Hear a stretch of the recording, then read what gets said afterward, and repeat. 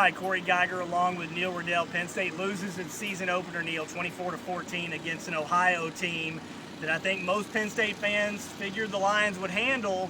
But I don't know that this is really all that big of an upset because this was a good Ohio team. Well, it was only a one-touchdown line. Ohio's very well coached. I was real impressed with the adjustments they made, how Ohio got stronger as the game went on. Penn State was not able to counter that. Ohio converted 11 of 12 on third down in the second half. 5 of 5 in the third quarter, 6 of 7 in the fourth quarter. Penn State's defense couldn't get off the field. Bill O'Brien was real tough on himself afterwards, and you can't get shut out in the second half and feel like you did your best coaching job. Well, sure, and you mentioned the third down conversion rates. Their quarterback tattled in 31 of 41, 325 yards, 175 yards rushing for Ohio. You're talking about a Penn State front seven that everybody thought was going to be really strong. This team comes in and puts 500 yards up on you. Yeah, a lot of concern. Really the worst possible scenarios. Big enthusiastic crowd, even though it was 97,000, and this is part of where we are and are going to be for quite some time. But you want to be able to at least win your opener, get people interested. And I thought the first half they looked really good. I'm wondering whether O'Brien and the staff worked them too hard in the season, because they certainly willed it in the second half, in the preseason. Big mistakes. The fumble by Hodges even only led to a field goal. Hodges returning kicks and punts. It's just really questionable. The guy, do you really want to get him banged up? And Hodges was banged up, and they had suffered some injuries. Bill Belton, Stephon Morris. The one thing that this team could not afford when you're talking 70, 72 scholarship players, whatever it is, you can't afford injuries and depth problems, because you've already got depth problems. So that's a big issue. Yeah, no question. And particularly in the secondary. And the one play that they did not recover from, and it was kind of a fluky play, but Stephen Obang deflected the ball. Ohio scores a fluke touchdown, and Penn State never recovered from that. That made it 14-10.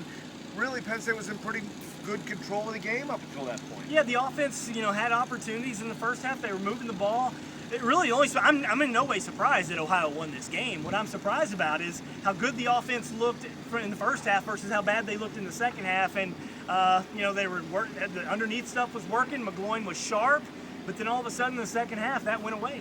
And I think some of those are adjustments. And I think, hey, look, it's not just maybe they were worked too hard in the preseason, but the kids said no, that they had, that they were fresh and whatnot, but I'm not sure what they were saying. But all the emotion that this program and this community has carried for so long now, I think caught up to them in the second half. Okay, so now you go to Virginia. Let's try to get a little bit of a big picture. This is one loss. It's really not that big of a deal. They're not going to a bowl game. You can still have a good season. You bounce back and beat Virginia on the road. You get some positive energy going into Navy and Temple. But you lose to Virginia, this thing starts to spiral out of control potentially in a hurry. Well, sure, because, I think most people felt that they were going to be 3-1 in the non-conference, and this was probably the second biggest candidate for an upset. Sure. You thought Virginia may be the toughest game, so okay, you lose, you refocus. Obviously, everybody's annoyed, starting at the top.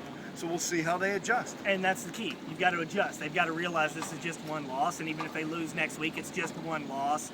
But when there's so much emotion, and when you don't have a bowl game to play for, and when kids can potentially transfer at the end of the season, and seniors are looking ahead at their pro careers and their lives, a couple losses, that's the danger whenever you're in this situation. Yeah.